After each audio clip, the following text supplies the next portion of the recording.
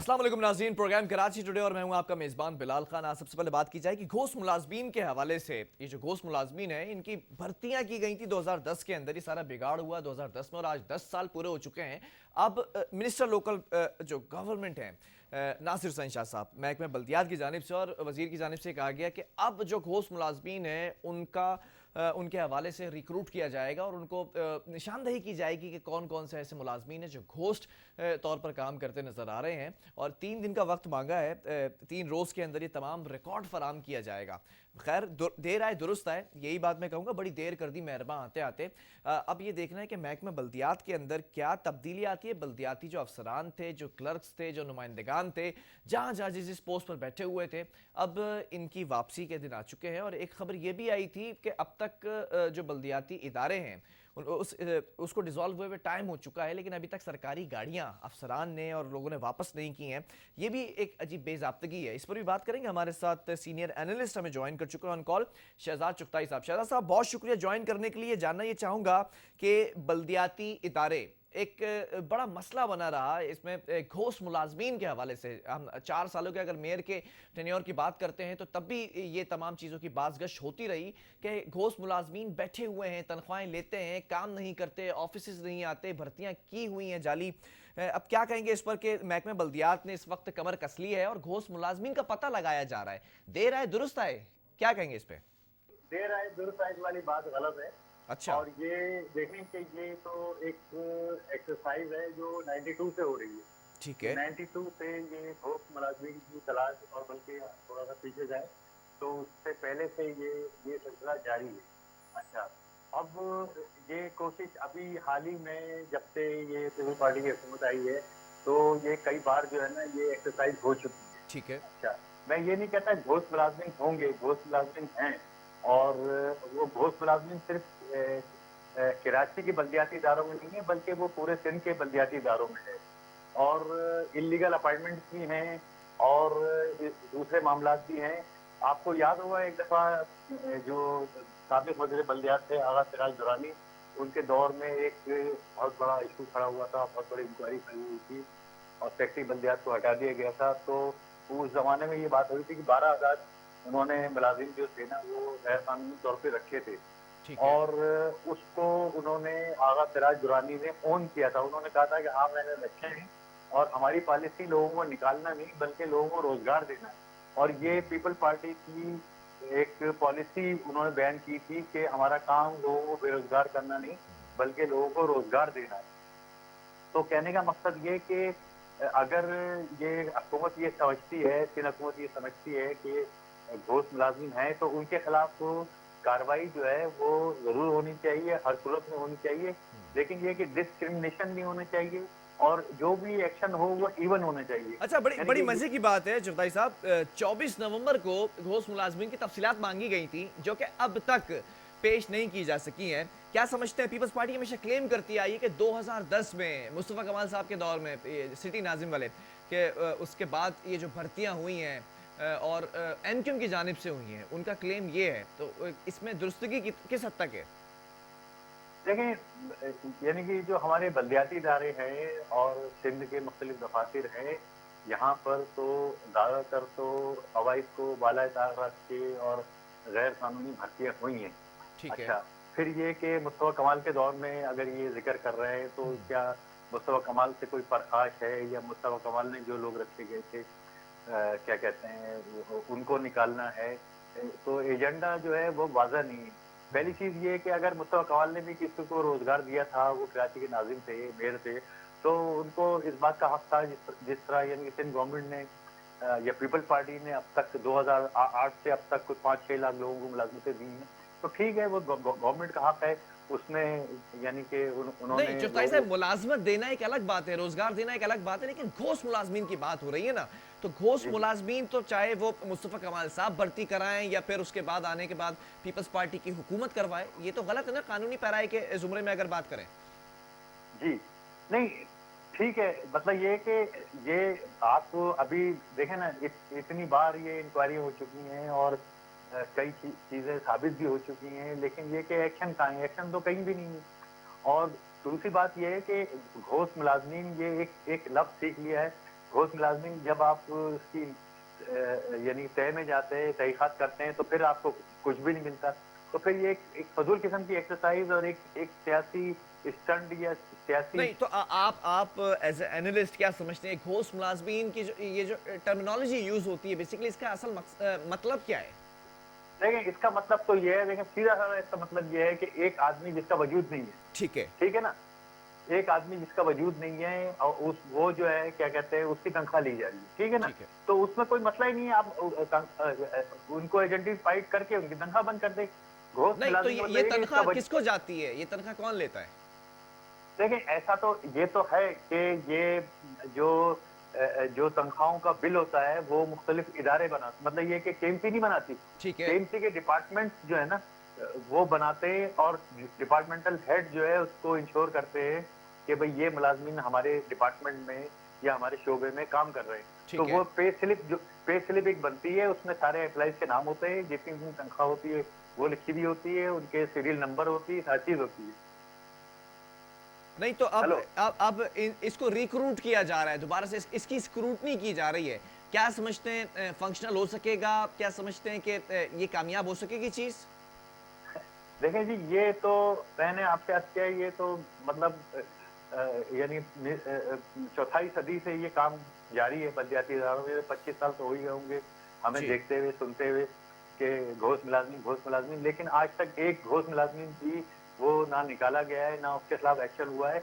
और ये घोष मुलाजमीन देखें दो टाइप के होते हैं। एक तो जो ये लोग कहते हैं, इनकी जो टर्म है, टर्मिनोलॉजी जो है वो ये है कि एक तो यानी कि बुनियादी तौर पर तो घोष मुलाजिम वो है जो कि बिल्कुल जिसका वजूद ही नहीं है और जिसके नाम से तनख्वाह ली जा रही है, ठीक है ना?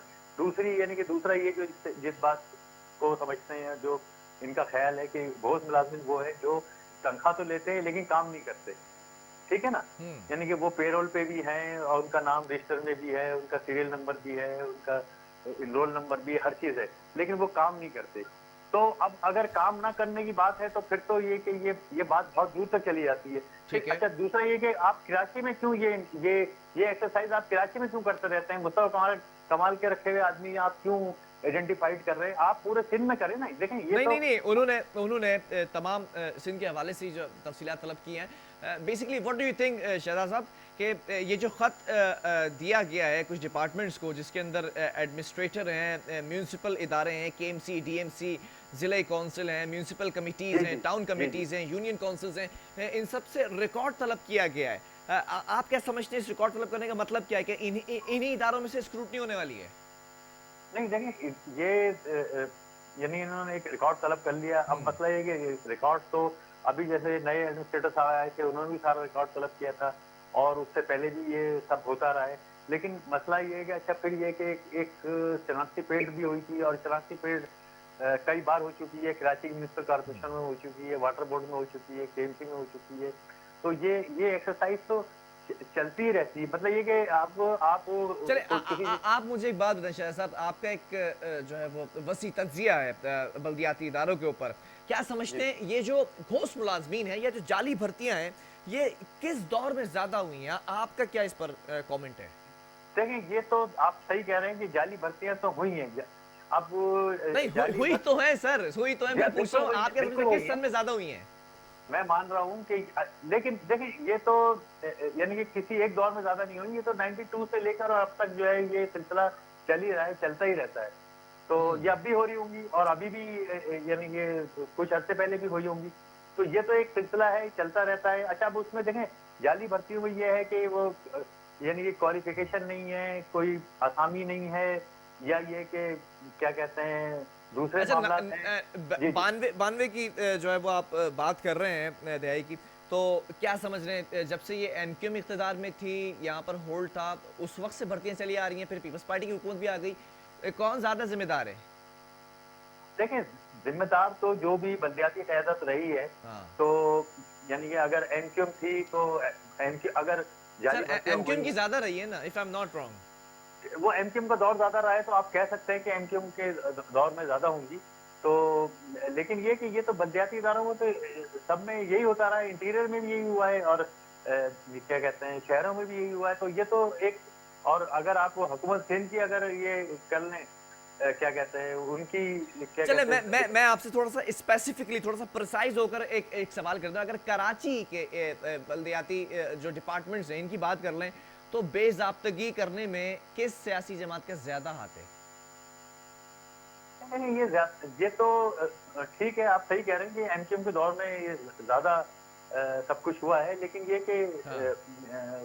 मतलब अब मैं ये सवाल करना चाहूंगा क्या एमक्यूएम को, देखिए इस मुल्क में तो यही हो रहा है ना, ये तो ये नहीं कि ये केएमसी में ये हो रहा है या बल्दियाती इदारों में ये हो रहा है, ये तो प्रोविंशियल हम्म। गवर्नमेंट में भी यही हो रहा है।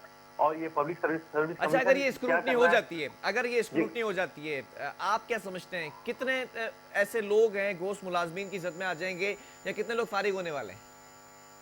देखें ये तो अगर नेक नियति से अगर आपको, मैं आपको बिल्कुल सही बता रहा हूँ और हाँ। इसमें बिल्कुल कोई मुबालगा आ रही नहीं है, मैं बिल्कुल यानी कि प्रिसाइज बता रहा हूँ आपको, बिल्कुल सही बता रहा हूँ कि अगर आपको तमाम बलदियाती इदारों के तमाम बेज़ाब्तियाँ और जितनी गैर कानूनी तकर्रियाँ और जितने घोष मुलाजमीन को अगर तलाश करें, तो ये सब चीज़ें अगर आप निकालें और करें तो ये आपका जो तनख्वाहों का बिल ये आधा हो जाएगा। अच्छा, और इसका इसका जी, मतलब इसका अगर आधा हो जाएगा सर, तो इसका मतलब अगर ये मेयर के अगर 4 साल उठाकर देख ले, अगर ये उस वक्त स्क्रूटनी हो जाती तो शायद कराची में कुछ काम हो जाता, बेहतरी आ जाती। देखिए कराची में तो काम हो ही नहीं सकता और क्यों बेहतरी सर? आ ही नहीं सकती। देखें क्यों? ये मैं आपसे एक अर्ज करूँ कि मैं आप सब चीजें छोड़ें, मतलब ये कि ये जो जो हमारे सरकारी मुलाजमीन हैं और खासतौर पर बल्दियाती मुलाजमीन हैं, ये तो काम करना ही नहीं चाहते हैं और ये काम करते ही नहीं है और कुछ कल्चर भी ऐसा बना हुआ है और इनको इनको ऐसी छूट दे दी गई है। आप देखें साढ़े साढ़े 3 महीने तक 4 महीने तक तो लॉकडाउन के नाम पे ये घरों में बैठे रहे और लॉकडाउन के नाम पे क्या घरों में बैठे थे, उससे पहले भी नहीं, घरों में कौन बैठे काम नहीं रहते। करना चाहता शहजाद साहब?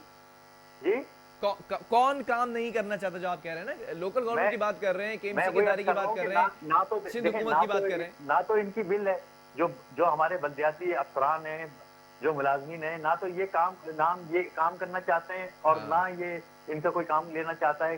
किसी को कोई दिलचस्पी नहीं है, ना वज़ीर बल्दियात को दिलचस्पी है, ना सेक्रेटरी बल्दियात को नहीं, दिलचस्पी है, वजीर ना बल्दियात की दिलचस्पी तो नजर आ रही है ना। 24 नवंबर को मांगी थी रिपोर्ट, लेकिन सुस्ती का आलम ये देखें कि अभी तक रिपोर्ट या रिकॉर्ड जो है वो दिया नहीं गया मिनिस्टर को।